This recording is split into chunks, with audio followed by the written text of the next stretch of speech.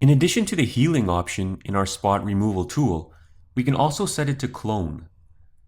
Go ahead and click Clone in the adjustment panel. Cloning will allow us to replace a spot with the exact texture we specify from another part of this image.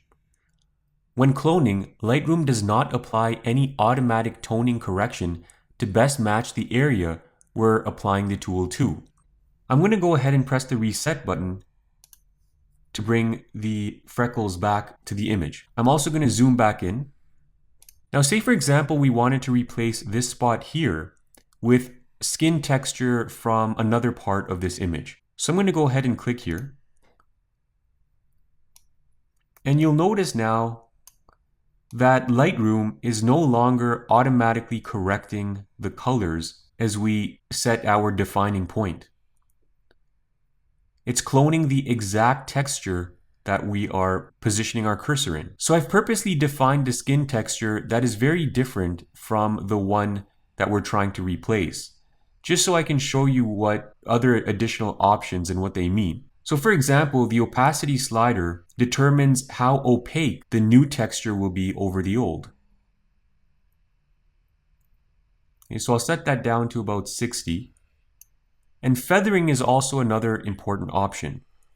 Right now, I'm going to change the tool overlay to never, just for a second. So you can see that the edges of the new texture are very sharp. We can almost see a perfect circle around this new texture. If you want to blend the new texture in with the old, adjust the feathering option towards the right, and it'll gradually fade your new texture into the old one. And so that's what that does.